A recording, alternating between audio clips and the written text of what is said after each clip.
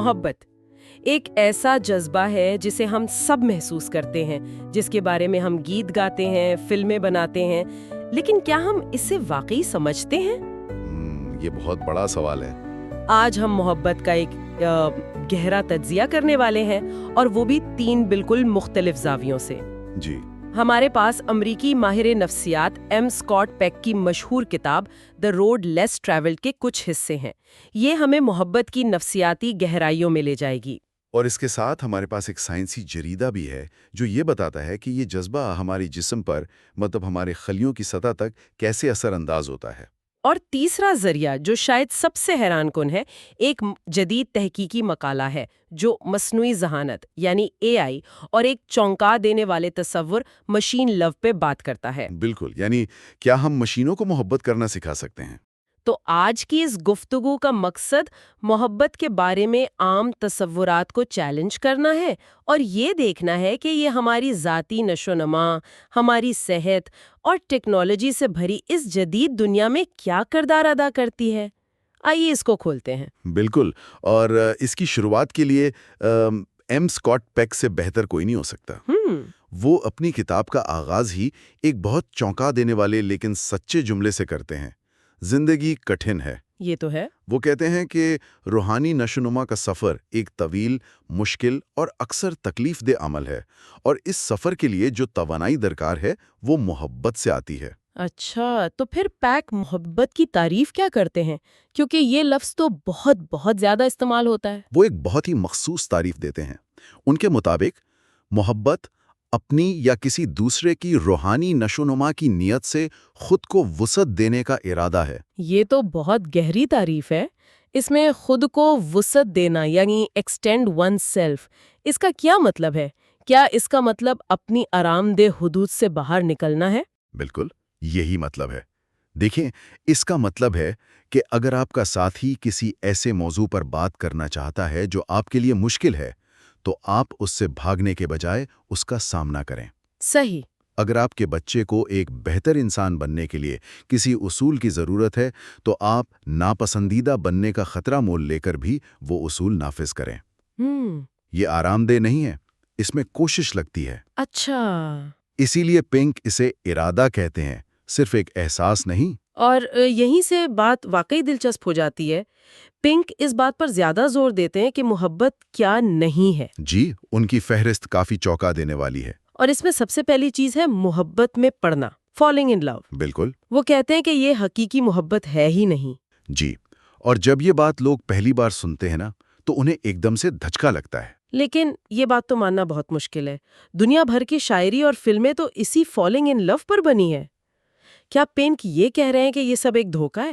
دھوکہ نہیں، لیکن وہ اسے ایک حیاتیاتی چال کہتے ہیں۔ حیاتیاتی چال؟ ہاں، نسل انسانی کی بقا کے لیے ضروری ہے تاکہ 2 لوگ ایک دوسرے کے قریب آئیں اور نسل بڑھائیں۔ وہ کہتے ہیں کہ یہ جو احساس ہے نا، یہ اصل میں ہماری انا کی دیواروں کا عارضی طور پر گر جانا ہے۔ بالکل، جسے وہ ایگو باؤنڈریز کہتے ہیں۔ انا کی دیواریں یعنی میں اور تم کا فرق مٹ جانا۔ جی، وہ میں اور تم مل کر ایک ہم بن جاتے ہیں، اور تنہائی کا جو خوفناک احساس ہوتا ہے وہ غائب ہو جاتا ہے۔ لیکن مسئلہ یہ ہے کہ یہ ہمیشہ عارضی ہوتا ہے۔ جلد یا بدیر روزمرہ کی زندگی کی وجہ سے وہ دیواریں واپس آ جاتی ہیں، اور لوگ کہتے ہیں کہ وہ محبت سے باہر نکل گئے ہیں۔ اچھا۔ پیک کے مطابق حقیقی محبت کا کام تو تب شروع ہوتا ہے جب یہ ابتدائی نشہ اتر جاتا ہے۔ اچھا۔ تو دوسری چیز جو محبت نہیں ہے وہ ہے انحصار، ڈپینڈنسی۔ جی، اور وہ اسے محبت کے بالکل برعکس سمجھتے ہیں۔ وہ کہتے ہیں کہ جب آپ کو اپنی بقا کے لیے، اپنی خوشی کے لیے کسی دوسرے کی ضرورت ہو، تو آپ اس پر ایک طفیلیے کی طرح ہیں۔ مطلب اس میں کوئی انتخاب یا آزادی نہیں ہے؟ بالکل۔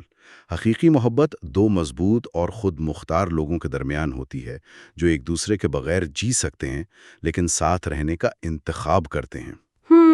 صحیح۔ انحصار تو دراصل ایک نفسیاتی بیماری کی علامت بھی ہو سکتا ہے۔ اچھا، یہ نکتہ تو مجھے سب سے زیادہ چونکا دینے والا لگا۔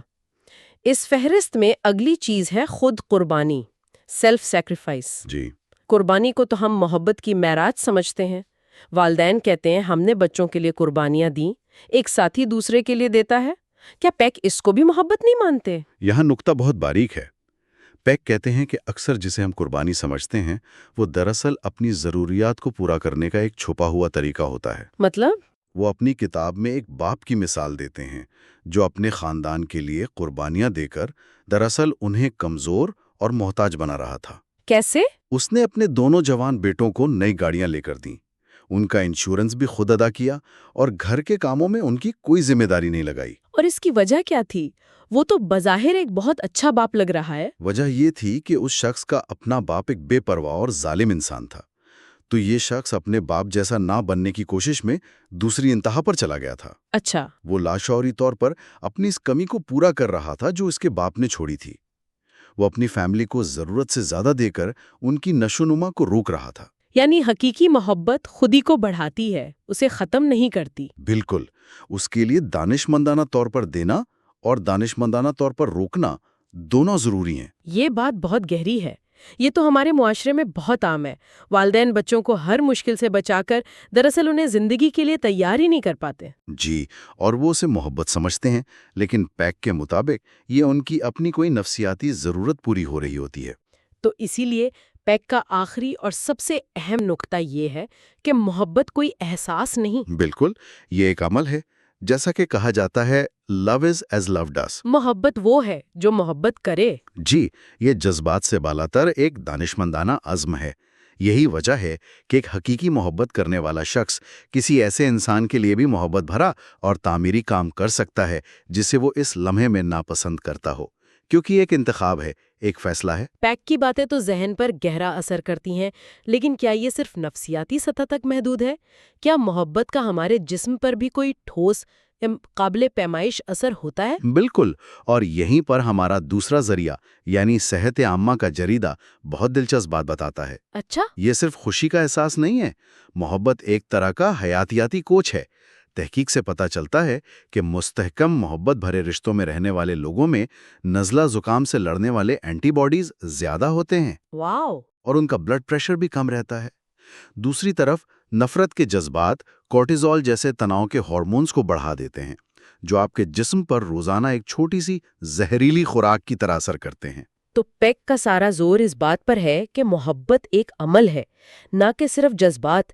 کیا اس بات کی کوئی سائنسی تائید بھی ملتی ہے؟ دلچسپ بات یہ ہے کہ ملتی ہے۔ اسی جریدے میں 1000 افراد پر ایک سروے کیا گیا۔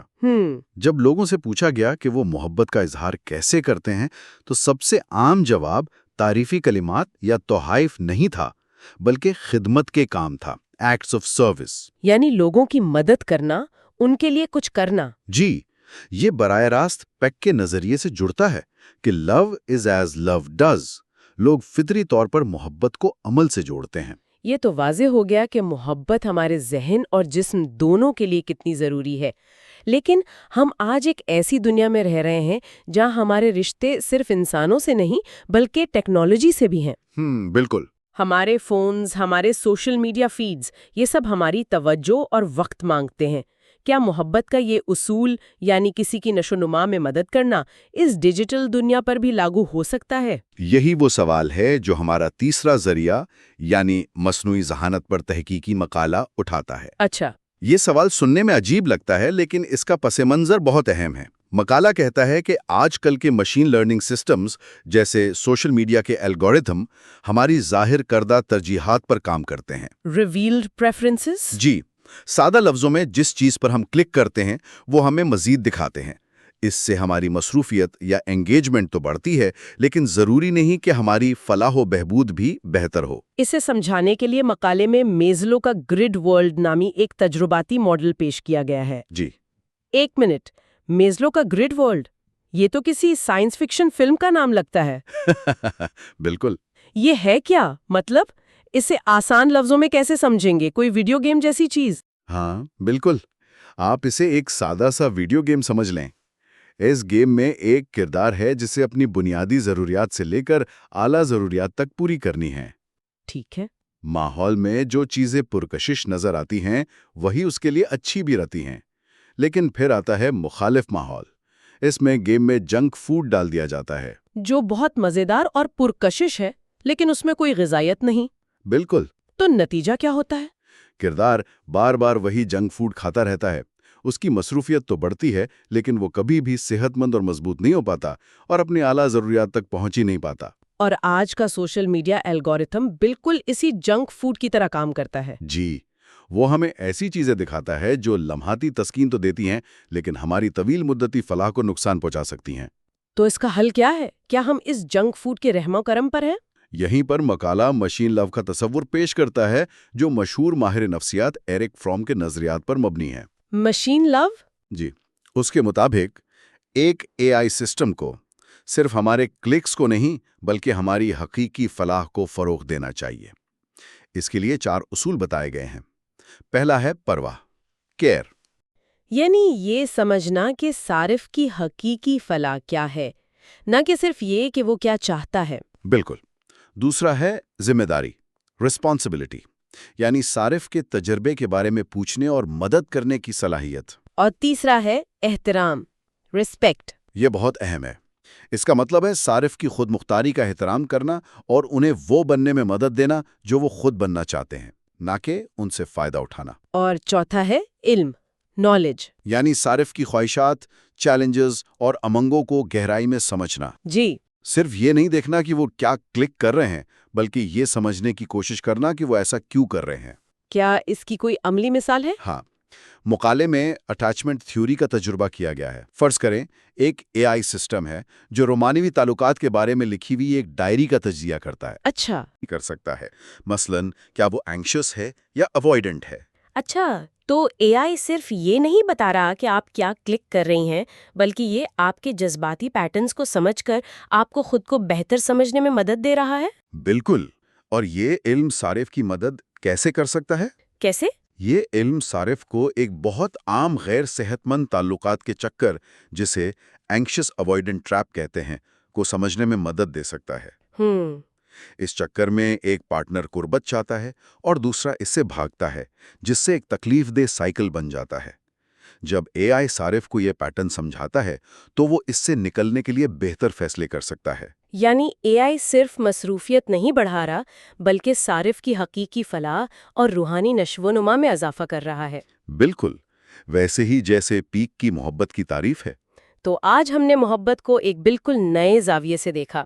एम स्कॉट पिक से शुरू होकर हमने समझा कि ये सिर्फ एक बेसाख्ता एहसास नहीं, बल्कि एक दानिशमंदाना कोशिश तलब अमल है। जी, जो हमारी रूहानी नशोनुमा के लिए नागुज़ीर हैं। फिर हमने देखा कि ये अमल हमारी जिस्मानी सेहत पर भी बराह रास्त असरअंदाज होता है। मोहब्बत हमें एक हयातियाती कोच मुहैया करती है और नफरत हमें अंदर से कमज़ोर करती है। और आखिर में हमने ये समझा कि किस तरह हमारी टेक्नोलॉजी, जो हमारी ख्वाहिशात पूरी करने के लिए बनाई गई है, नादानिस्ता तौर पर हमारी हकीकी ज़रूरियात को नुकसान पहुंचा सकती है, अगर उसे दानिशमंदी से डिज़ाइन ना किया जाए। बिल्कुल। तो आज की इस गुफ्तगू के बाद सामीन के लिए एक आखिरी सोच छोड़ते हैं। ज़रूर। पिक कहता है कि मोहब्बत दानिशमंदाना तौर पर देना और दानिशमंदाना तौर पर रोकना है। जॉर्ज फॉक्स यूनिवर्सिटी के एक मकाले में 13वीं सदी के एक राहिब ब्रदर जुनीपर की कहानी बताई गई है। वो एक बीमार साथी के लिए खंजीर का पाव पकाना चाहता था। अच्छा। उसने करीब ही एक खंजीर को चरते देखा, बेसाख्ता उसका पाव काट लिया और उसे पकाकर अपने दोस्त को खिला दिया। उसने नेकी की नीयत से काम किया, लेकिन हिकमत के बगैर। और उसका अमल नुकसानदेह साबित हुआ। और एआई का मकाला हमें याद दिलाता है कि मशीनों को हमारी खुदमुख्तारी का एहतराम करना चाहिए। जी, उन्हें हमें वो नहीं देना चाहिए जो हमारी कमजोरियों को हवा दे, बल्कि वो जो हमें मजबूत बनाए। तो सोचने की बात यह है, अगर हकीकी मोहब्बत सिर्फ लोगों को वो देना नहीं जो वो मांगते हैं, बल्कि वो देना है जो उनकी नश्वोनुमा के लिए जरूरी है, तो हम इस दानिशमंदाना मोहब्बत के उसूल को न सिर्फ अपने ज़ाती रिश्तों में, बल्कि उन टेक्नोलॉजीज़ और निज़ामों में कैसे नाफिज कर सकते हैं जो आज हमारी ज़िंदगियों का एक लाजमी हिस्सा बन चुके हैं।